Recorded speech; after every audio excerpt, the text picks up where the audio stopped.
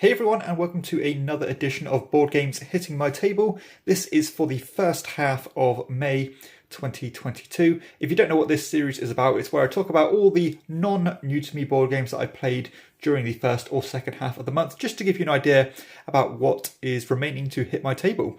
So first up, we have played a couple of 3-player games of Long Shot. So I think most people would advocate this game being played at higher player counts, but I have no issue at all with playing it with that 3-player count, and I think it actually is a game that scales pretty damn well. So this is a game that's got quite a bit of buzz recently as you are betting on these horses going around this track, but every time you do this you're going to roll a pair of dice, one of which is going to be corresponding to each horse type, because these are, I think they're D8s, and the other one is a D6, which corresponds to how many spots the horse actually moves. But depending on the colour rolled, you can do a number of different things, such as buying that horse, you can bet on that horse, you can kind of give yourself a contingency by when it gets past this line, you can still bet on it, which normally you wouldn't be able to do, and you can even tag along with the other horses, because whenever you roll, other horses get dragged along as well. So I've actually never had a bad game of this one. I've only played it, a handful of times, but I still am really enjoying this one. This is actually one of those rare occasions where somebody else introduced this game to me and I instantly loved it and ended up purchasing it and been enjoying it ever since. So yeah, really good experience to play in half an hour. And both the games we had a complete runaway leader where we had to get all our bets in as quick as we could, because there was just no stopping those horses. But lovely game, really good racing game that I'd highly recommend. We also played a 3-player game of Parade, which is a game I've kind of advertised or promoted over the years as being a real solid card game that feels quite a lot different to a lot of other card games out there, as you are building up this communal queue of cards. There's no imagery on the back here, but you're building up this queue of cards. Then you're playing cards from your hand to skip over cards and then try to avoid collecting them, because if you ever collect cards, they're going to basically give you negative points at the end of the game. However, you are pretty much destined to pick up some cards, so you need to kind of play the best of the bad options. So love this one. I had a very bad game in terms of my own personal score. I normally do quite well in this game, but this was an exception and I didn't do well at all. But I still love this game, and it always is always a crowd pleaser whenever I bring that one out. So continue to enjoy Parade.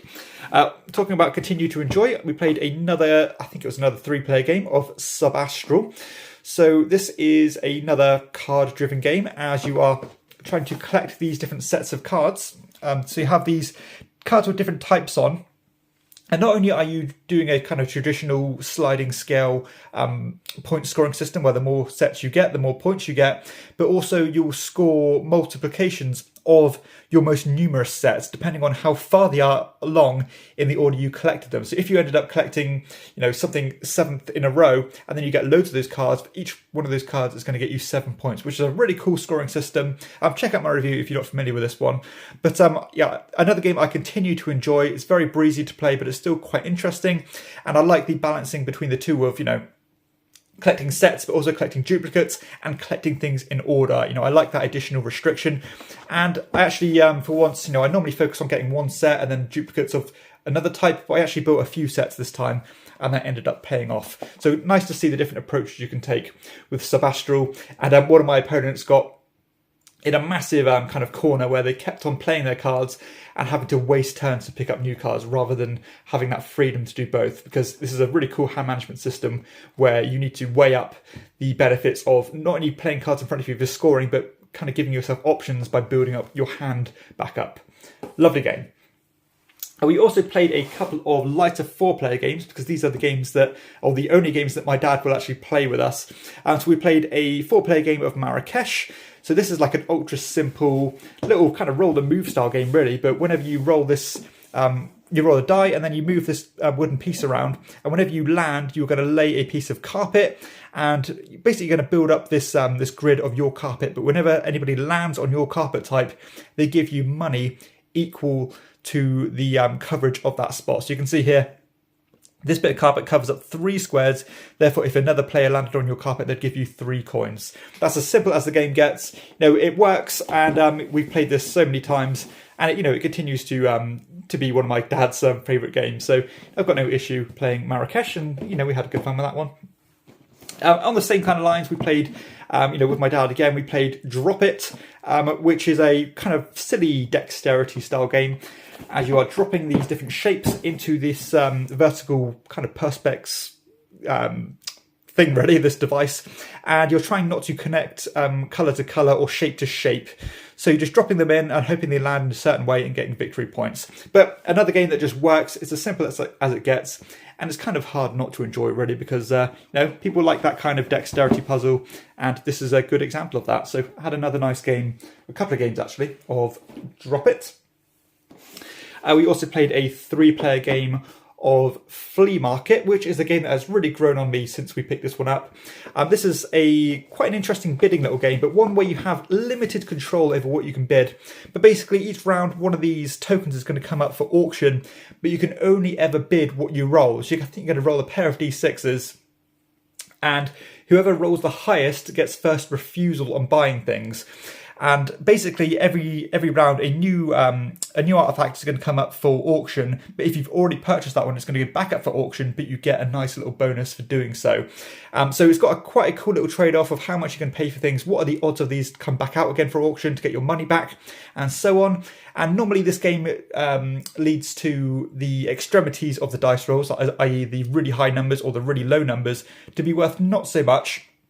And in the games we played, my mum ended up paying quite a fair price for the lower ones, which are quite rare to come out usually, and they kept coming out again and again and again, and she ended up making an absolute mint on those rarer artifacts. So nice to see that can play out, and it's not always the sometimes the odds work against you rather than for you.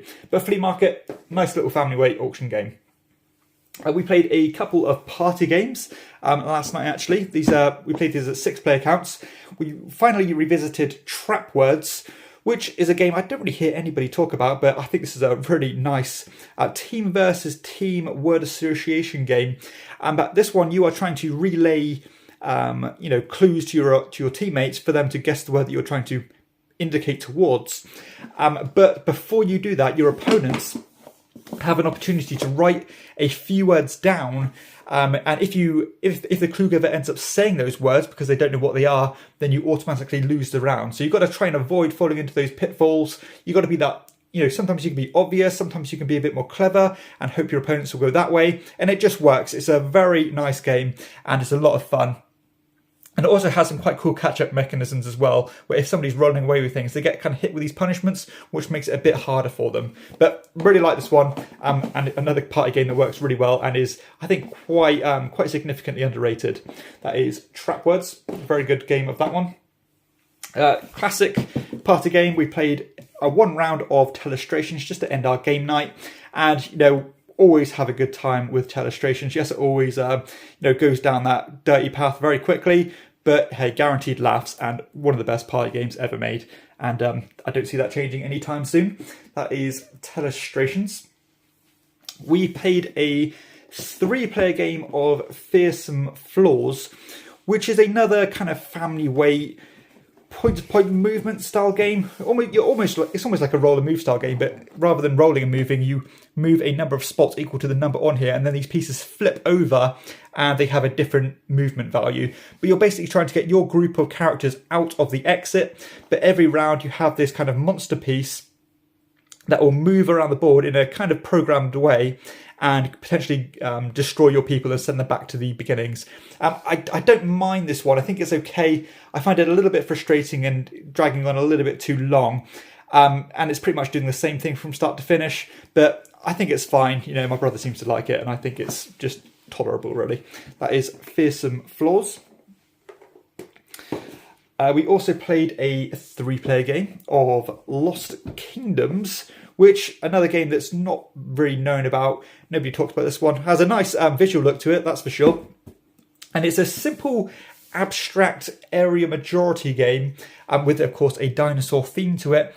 And basically you are building up this grid of tiles, building up islands, and the sea areas. And then you have almost in like an action point allowance system where you're going to place a tile on the board. You can actually slide these tiles from spot to spot to create new islands or to divide them up. And you can also like duplicate your dinosaurs as if they bred to increase your coverage on the board. And of course you can move them from tile to tile. And you're going to get points according to how many dinosaurs you have in the islands, and if you're beating your opponents in terms of coverage and controlling those islands. There is also some other twists where when you lay certain tiles, they'll have these dinosaur symbols on them, which can destroy the pieces of other players just to decrease their coverage on the board, which I found a bit jarring because it is quite an abstract game. Then all of a sudden somebody draws a tile that can destroy a bunch of your pieces. I found that a bit frustrating. Additionally, I kept on drawing tiles that couldn't really do anything for me. I did end up winning the game, but it still felt annoying that some people would have really good tiles and I'd have really bad ones, and I had no choice to mitigate that. I think this is just it's quite a sterile design. It doesn't really do anything new whatsoever. I'm not saying it's a bad design because it is what it is really, but it's a little bit too abstracted for me. And that mixed with take that element of some of the tiles, it just felt, I don't know, it just didn't feel too good, to be honest. I think I covered it briefly before, but I'm not sure if I'll do a full-on review for this one, or maybe just feature it as part of a rapid review really. But hey, it certainly looks good, but it's just an average area majority game. We also played a 2-player game of the Chronicles of Crime. This was the first time we've done this in quite some time, actually. We played the Noir expansion. I think this was the second or third mission in that Noir expansion, which I must say, I think is my favourite way to play Chronicles of Crime. So normally it's this kind of London-based police detective game. But the Noir one basically means you take the role of this kind of gumshoe private detective or private investigator, and you're trying to solve mysteries that way. And I think that actually suits the game a lot better. You can be a bit more creative with it because there's just some things you can't do with the police theme that makes sense. You can't go around just interviewing people on the streets. But the actual detective part of the game works so much better because you can be a bit sneaky beaky with it. You can go and kind of rough people up and threaten them. It just adds a bit more drama to the game, and I think it fits the feel a lot better, and again, more creative opportunities. So I actually think I'm at a point where I'm happy and satisfied with my time with Chronicles of Crime. The mission we did was good. The writing is pretty cliche and predictable, but that's not necessarily a bad thing. I don't want it to be terribly complex, and I know this has a kind of lighter audience and wants to be appealing to more people, but I think it's fine. I did enjoy it. I'm kind of ready to, as I said, I'm ready to move on from it, but I definitely think that noir theme and setting suits the game really well, and there's some pretty cool stories, and they are a little bit darker and grittier than I was expecting, so that's quite cool. So that is Chronicles of Crime. A few more games left. We played a 3-player game of Cascadia, which has been regularly hitting the table since I picked this one up. So this is like a simple tile placement game, but has a dual drafting system where you're picking up a kind of hex tile and also a token that goes with it. And you're building up this environment, trying to expand all your terrain and get points that way, but also all these different tokens score in different methods. And the ones we had were the ones where you're trying to build the massive chain of the salmon, and they ended up getting maximum points that way. We had a very tight game. I think there's only a couple of points in it. We all went a very different route, and I think I might have just snatched it with those salmon tiles. But yeah, lovely game. One of the best family weight games out there, and just a joyful, breezy experience, but still with a lot to think about. So that is Cascadia, another solid game of that. We played a 4-player game of Viceroy. Now I will say I went into this game a little bit unprepared because I wasn't so accurate with my memory of the rules as I thought I would be. But it is a simple game, and there's just a few little tweaks that I needed to remember, and that did kind of slow the experience down somewhat and didn't make it run as smooth as I would have hoped, but I still think everybody enjoyed their time with it. This is a bidding game. You're simultaneously selecting a gem from your hand to claim these cards, and then building up this huge pyramid of these characters which will score in a bunch of different ways. So I love the different strategies you can go here. lots of different ways to score points, and every single one of these cards is unique and has great artwork on them. I think this is an absolute sleeper of a Euro game. I know it has its audience, people do like it, but I think it should have been a bigger hit. But Viceroy, lovely game, never really failed to enjoy this one.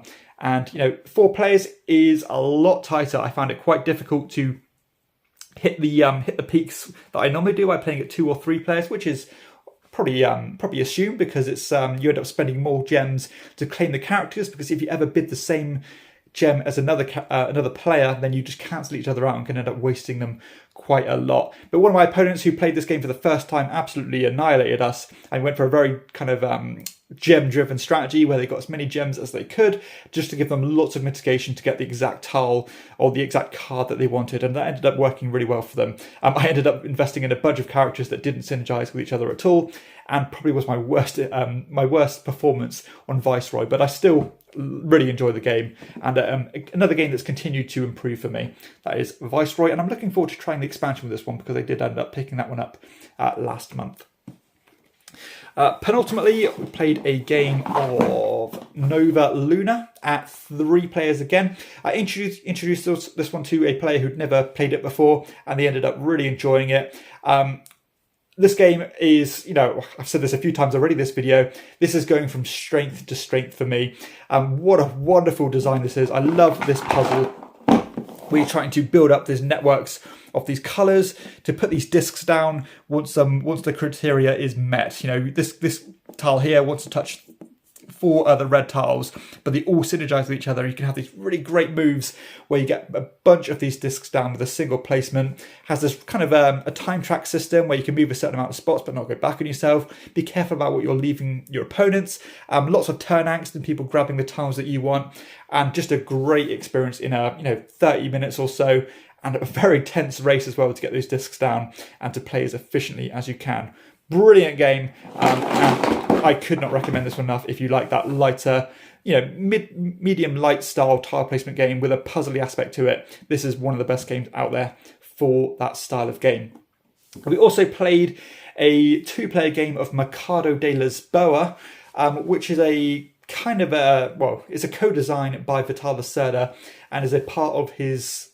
This game is basically a smaller portion of the Lisboa game, which is massively popular. I do think this one is quite bland. I'm not terribly impressed with it. We just wanted to give it one more go before we ended up removing it from our collection. I was lukewarm on it to start with, and it has gone down, it's gone even further down since then for me. I just don't find it terribly interesting or terribly fun, to be honest.